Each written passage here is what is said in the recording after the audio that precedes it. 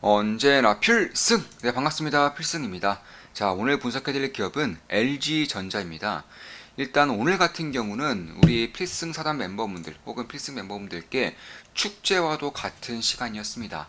일단 대표적으로 하나시스템은 이제 최근에 매수했었죠.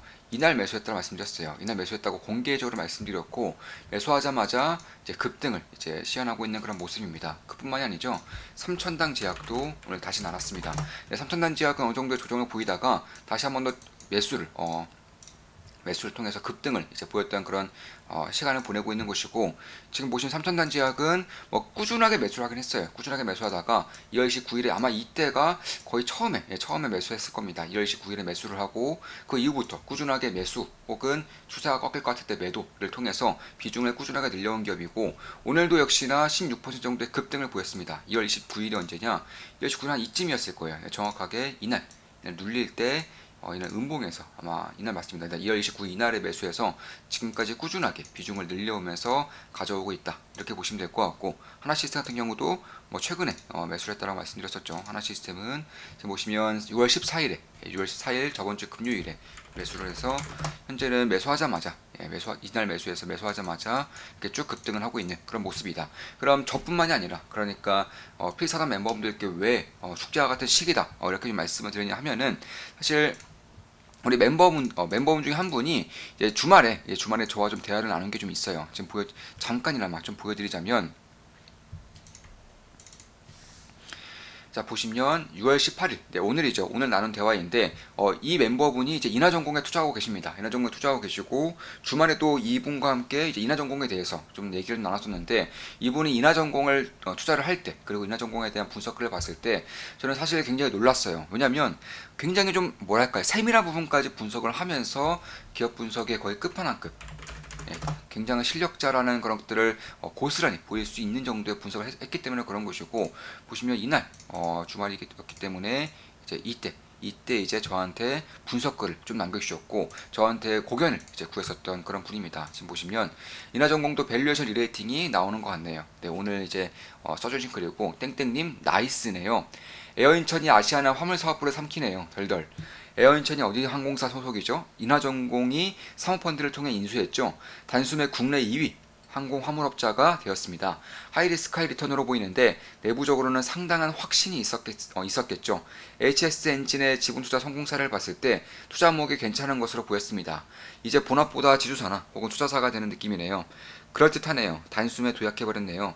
딱히 관심 대상에 두고 있지는 않았지만 아주 긍정적인 모습입니다.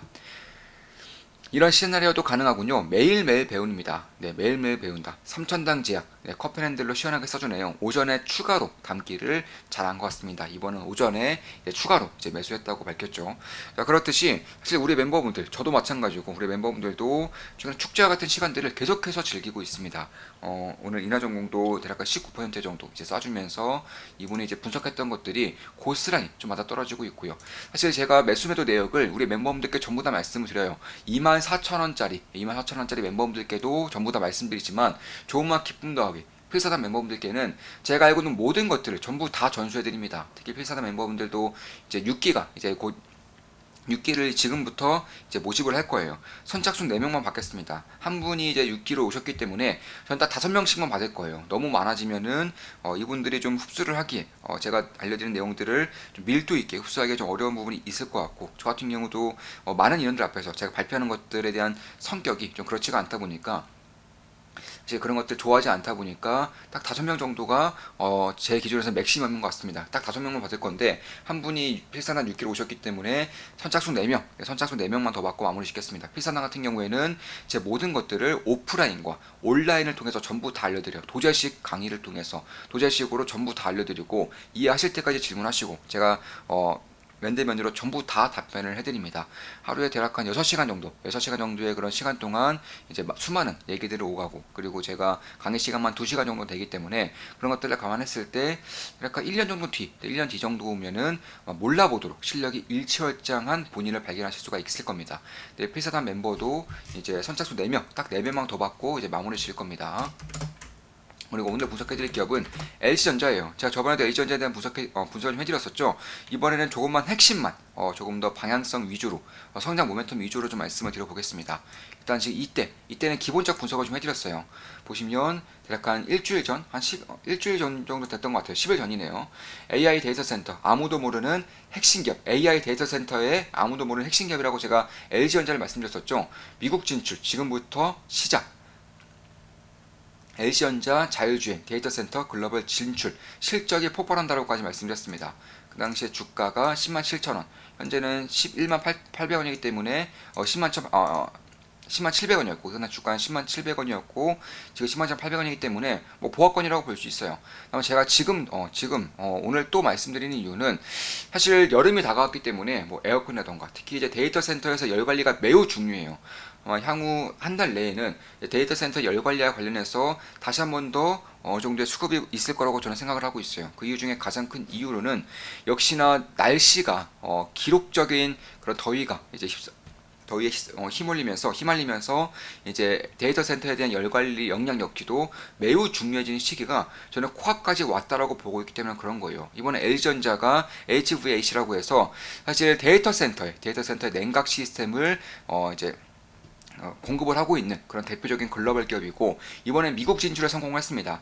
미국 진출에 성공했다는 것만으로도 굉장한 모멘텀이 생길 수 있는 부분이에요. 왜냐하면 전 세계적으로 데이터 센터 시장에서 미국 시장이 압도적인 1위를 차지하고 있는 것을 맞고요. 특히 미국 같은 경우에는 이 기술적인 부분이 상당히 중요시되는 부분들이 있어요. 그러니까 처음에 데이터 센터를 착공을 하고 준공을 할 때부터 냉각 시스템까지 같이 들어가야 되기 때문에 사실 지금까지는 뭐 허니라던가 아니면 ABB라던가 이런 식의 글로벌 유수의 미국 기업들이 이쪽 시장을 꽉 잡고 있었다면은 LG전자가 기술력을 통해서 압도적인 기술력을 통해서 데이터 센터 냉각 시스템에 이제 입성을 하게 된 것이고 대표적으로 칠려 제품들을 좀 만든다, 칠려 제품들을 공급을 한다 이렇게 보시면 되겠습니다.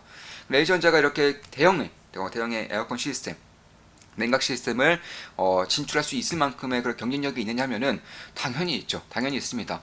소형 냉각 시스템의 에어컨이라고 보시면 돼요. 이제 가정에 쓰이는 에어컨이라고 보시면 되고 LG전자 가전제품에 대한 기술력은 뭐 두말에 말 잔소리죠. 전 세계 탑입니다. 탑. 그뿐만이 아니라 뭐 대표적으로 병원이라던가 혹은 건물, 빌딩, 뭐 스타필드, 영화관 이런 쪽에서도 대형의 그런 냉각 시스템이 당연히 들어가는 곳인데 여기서도 LG전자가 거의 탑급의 기술을 가지고 있어요. 이것보다 규모가 더 커지면 그런 것들이 데이터 센터라던가 AI 센터 이런 것들인데 여기서도 LG전자가 미국으로 진출에 성공했다는 것은 이거 어마어마한 모멘텀이 생길 수밖에 없다라고 보고 있는 것입니다. 실례로 LS 같은 경우도 보시면 대략 이쯤에서 이제 이 부분에서 이제 미국 진출, 유럽 진출에 성공을 하면서 이런 것들이 부각을 받으면서 주가가 굉장히 빠르게 올라왔죠. 마찬가지로 LG전자 같은 경우에도 지금까지는 이제 미국 시장을 뚫지 못하고 있었지만 이제 올해부터는 뚫었다는 점, 이미 뚫었어요. 이미 수조 계약을 맺었습니다. 뚫었다는 점에서 앞으로 미국 진출에 대한 청신호가 켜질 경우, 특히 최근에 시장의 색깔이 미국의 밑자만 묻어도 급등하는 시장이에요. 미국 진출에 성공했다. 미국에서 호실적을 냈다. 미국에서의 미국뿐만 아니라 글로벌 진출에 대한 초읽기에 들어섰다. 이런 식의 이슈가 있게 되면은 주가가 바로 그냥 급등을 해버리는 그런 그런 양상이 지속적으로 발생하고 있는데 LG전자 또한 이런 식의 양상이 발생할 수 있을 거라고 보고 있습니다. 그럼 냉각 시스템이 얼마나 크냐, 냉각 시스템 시장 규모가 얼마나 대단하길래 LG전자의 미국 진출만으로도 어느 정도의 업사이트가 담보가 되는 것이냐 하면은 40조 원 규모입니다. 네, 지금까지는 20조 원 정도 규모.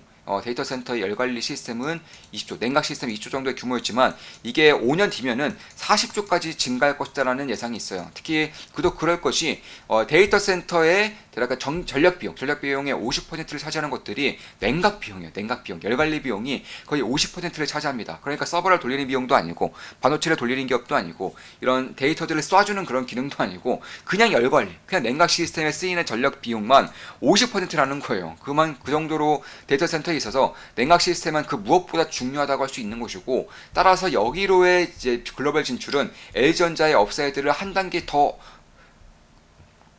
발전시킬 수 있는 그런 모멘텀이 될 수 있다 이렇게 보고 있는 것입니다. 그뿐만이 아니죠. LG전자는 워낙에 이런 AI 특히 전장 쪽에서의 강점을 보이고 있는 기업이기 때문에 결국 AI의 전방 쪽 AI 전방이라고 할 수 있는 전장 쪽에서의 수주항고는 올해 기준으로 대략 100조 원에 달할 것으로 예상되고 있어요. 전장 쪽에서 수주 잔고가 올해 들어서 100조 원에 달할 것으로 예상되고 있습니다. 그만큼 LG전자는 이미 글로벌 전장 기업이 되었어요. 그뿐만이 아니라 AI 후방이라고 할 수 있는 HAVC, 그러니까 냉방 시스템, 데이터 센터 냉방 시스템에도 글로벌 진출에 초읽기에 들어서면서 AI 전망과 AI 후방에서 대한민국 핵심 기업으로서 역할을 할 수 있는 기업이 LG전자가 되었다. 이렇게 보시면 되겠습니다. 그러니까 지금까지는 가전제품으로 유명했던 LG전자지만 이제는 그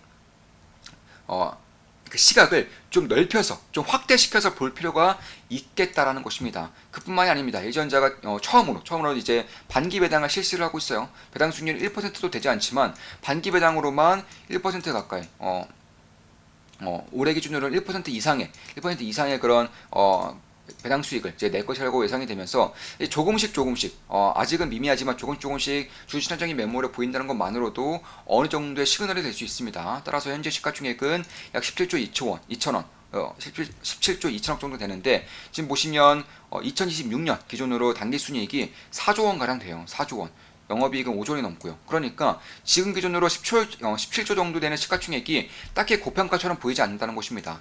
이게 만년적인 그런 저평가를 받았던 LG전자가 이제 가전제품에서도 업그레이드가 되어서 냉각 시스템, 데이터 센터의 필수적인 냉각 시스템과 그리고 자율주행 시대에서 필수적인 가장 중요한 역할을 할 수 있는 소프트웨어 쪽에서 글로벌 기업으로서의 발돋움을 하게 된다면 지금까지 받았었던 저평가 여부를 완벽하게 탈피할 수 있는, 거기서 지수 친화적인 정책까지 포함이 될 경우에는 완벽하게 탈출할 수 있는 그런 기업으로서의 역할을 하게 될 수 있다는 점에서 지금부터는 다시 한번 더 관심을 가실 때가 되지 않았느냐, 이렇게 보고 있는 것입니다.